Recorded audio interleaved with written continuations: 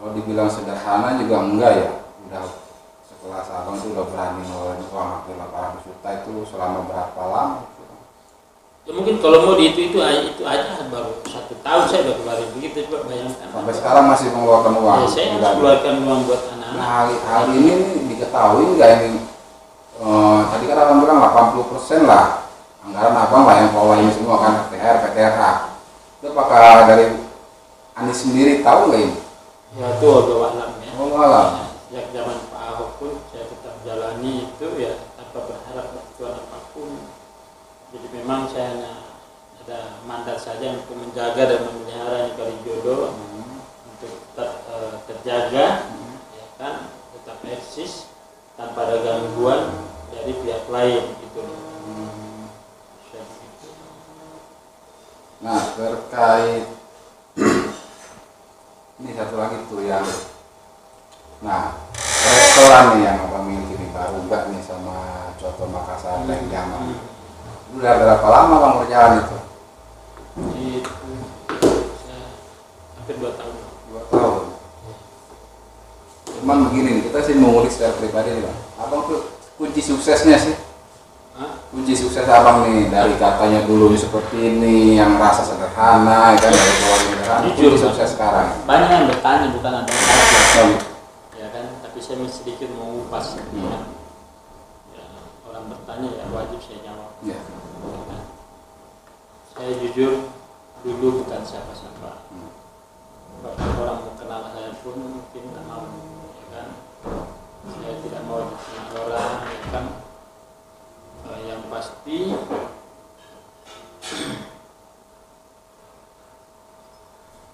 saya ini orang susah bang. Semua pekerjaan yang sangat rendah semua saya pernah kerjakan. Jujur saya ini pernah jadi pekerja tukang cuci motor, pekerja tukang tambal ban, bahkan saya pernah jadi mekanik bengkel mobil saya.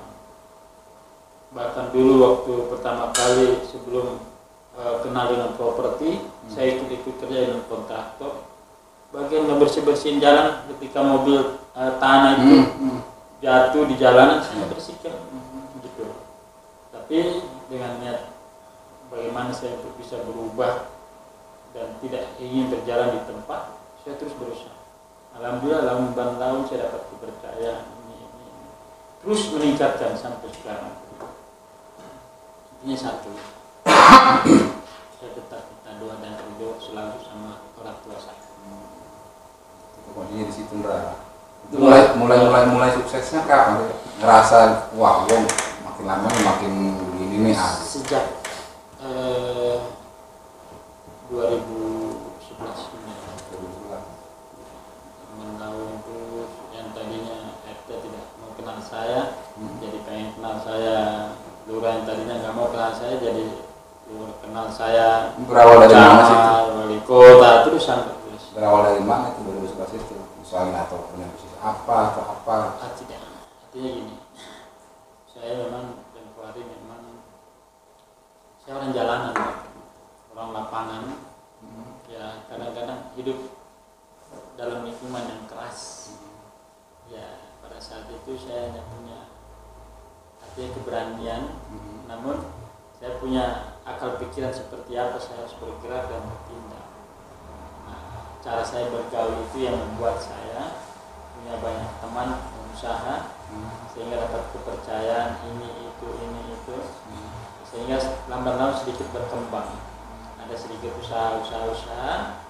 Ya artinya saya coba menciptakan sesuatu berupa lapangan pekerjaan. Lalu kemudian bisa mempekerjakan orang. Nah, ada sisa lebih saya bantu masyarakat, saya bantu orang hingga sampai sekarang gitu ya. Ya gimana lah? Ya. Cukup. Nggak cuman ini saya masih bingung nih. Kayak kesannya nggak logis loh. Kalau abang nggak berharap kepulangan tuh 800 juta loh bro, bukan biasa loh bang. Mau di apa ya? Mau minta ke siapa coba? Ya artinya gini, kita tidak pernah ada kita di atas putih, betul, ya kan? Cuma keadaan yang membuat saya harus mengeluarkan uang untuk mereka, untuk pekerja, ya kan? Itu keadaan, ya. Dan jika saya biarkan akan kacau, ya, akan tidak terawat, akan tidak terjaga. Nah itu, ya, dengan itu semua saya adalah berkorban mengocek saya punya uang pribadi untuk menutup itu semua, gitu loh. Apa gini loh, apakah kunci suksesnya abang tuh ada pengaruh dengan si kalung itu loh? Masalahnya kemana-mana pasti dipakai, bukan dari iketannya yang emas itu. Nah, benar. Jadi gini, ini abang mungkin tidak percaya, ya kan? Saya ini banyak orang bertanya, kenapa sih, apa sih, ya, dan Jamal ini setiap melakukan sesuatu pekerjaan, semua hambatan apa segala clear, ya kan? Mengeksekusi tanah di mana-mana beres tanpa harus ada benturan. Mereka bertanya sama saya, apa sih ilmunya? Siapa sih gurunya? Ya kan? Ya, ini mau tidak mau orang bertanya, saya jawab, harus wajib menjawab dong. Ya kan? Saya kupas. Ini rahasia sebenarnya, tapi bagi saya ini tidak boleh dirahasiakan. Dan semua orang itu punya ilmu harus wajib diberikan. Berbagi. Ya kan dalam ayat pun dijelaskan, walaupun satu ayat sampaikan. Ya itu prinsipnya. Saya tidak punya ilmu. Enggak. Saya tidak punya keramat. Biasanya. Kalau yang begini ini hiasan. Saya seni. Saya orang suka seni semua. Ini gelang. Nah ini giok memang. Ini kura-kura punya arti memang.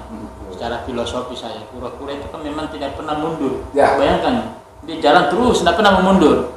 Nah ini saya analogikan seperti itu. Artinya sosok seorang Dai Jamal itu kemanapun, dimanapun, dan kepada siapa dia tidak akan pernah mundur. Nah karena bintang timur ini mulai di abang bentuk tuh atau apa dari rembukan teman-teman bentuk sebuah garda apa gitu? Ya, jadi dulu memang ini berawal dari 2010. Ya, saya hanya kumpul 1, 2, 3 orang saja. Itu pun teman saya sering ikut saya, sering saya ajak kerja, ya, makan bareng. Dulu gimana kalau kita buat satu lembaga ya, perkumpulan namanya, saya bingung pada saat itu namanya apa kira-kira, pas malam hari itu, pas malam purnama,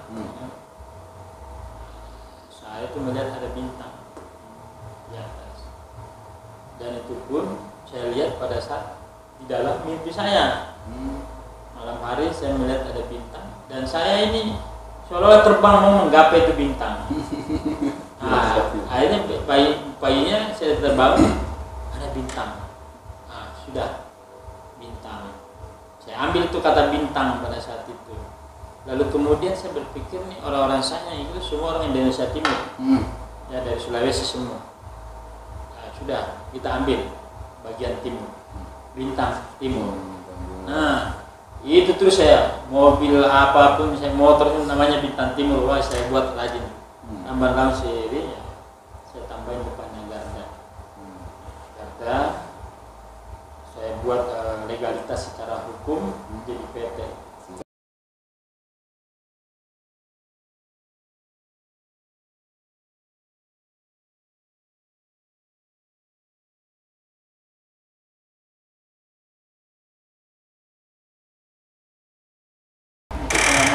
Saya punya legalitas. Ada perusahaan PT Garda Bintang Timur. Nah, balik lagi kalau jalan-jalan timur kita udah paham nih sedikit banyak mereka arahnya kemana, kerjaannya kemana ya, tujuannya apa. Nah, LNP ini kan bisa nyangkut di LNP, siapa yang rekom? Pastinya mau ketua umum rekomendasi dong. Nah, ya jujur baru 1 minggu ini saya di Jalan Gadang, akhirnya puncaknya kemarin saya diundang ke markas Laskar Merah Putih, markas besarnya, saatnya di Jalan Mewardi. Nah, dari sana sana saya diundang sama ketua umumnya langsung. Jadi berawal memang beliau itu menyambangi saya di rumah makan Coko, kan mendatangi saya silaturahmi, lalu kemudian endingnya ya minta saya untuk bergabung di LMP dalam kapasitas sebagai panglima mewakili seluruh Indonesia. Jadi di 34 provinsi saya coba diminta untuk mengendalikan semua kader dan anggota LMP se-Nusantara ya di bawah komando Ketua Umum Asad Canu, Haji Muhammad Asad Canu. Abang siap itu jadi Awalnya saya coba berpikir dulu, kan saya dikasih waktu. Kan nggak gampang loh, bang, itu masa banyak gitu kan. Kayaknya gini, kemudian dengan adanya dorongan dan semangat dan support serta dukungan dari semua keluarga besar Garda Bintang Timur juga, dukungan dari keluarga besar Laskar Merah Putih, ya, karena mereka menganggap ya saya ini satu figur yang lebih punya kapasitas menjadi seorang panglima. Akhirnya saya coba, endingnya ya saya coba melakukan itu. Saya penuhi permintaan dari Pak Ketum untuk mendampingi beliau untuk memimpin semua pasukan yang ada di Indonesia.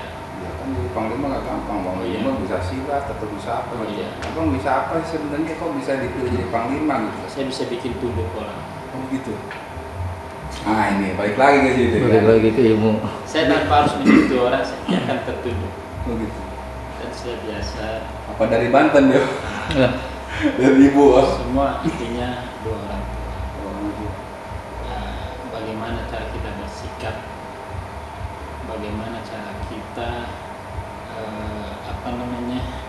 menghadapi orang itu dengan berbagai macam karakter, itu perlu. Orang yang tadinya benci sama kita, bagaimana cara supaya jadi sayang sama kita. Gitu. Iya.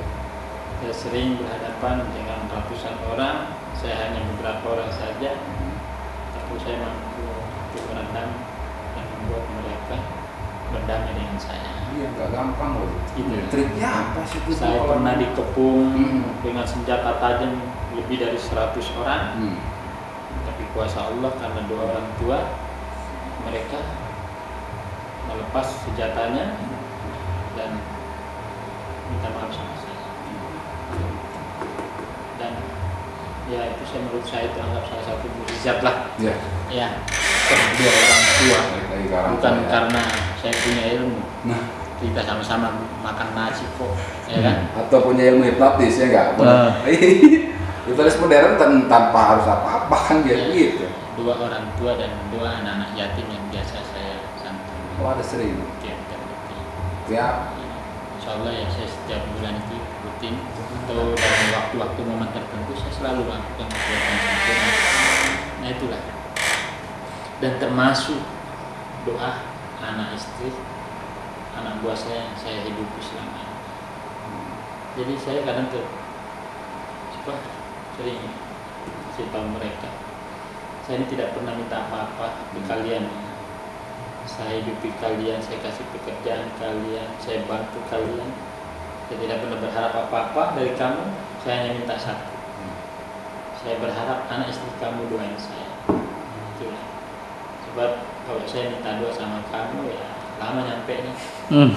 Ya kan? Terlalu banyak dosa. Terlalu dosa. Ya. Jadi anak Bentar dulu ya. manfaatin bapaknya buat pakai anak istri yang kedoain gitu ya.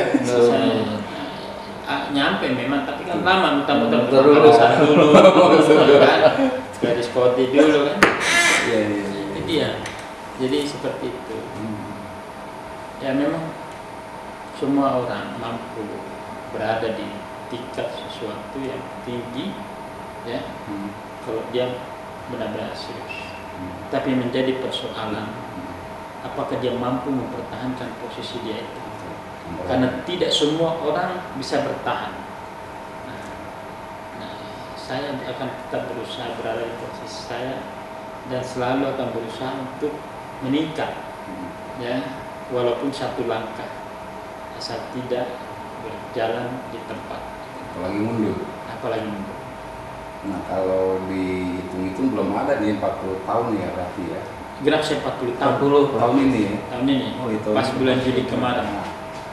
Nah, harapan di masa senja nanti seperti apa sih? Pengennya kayak gimana sih?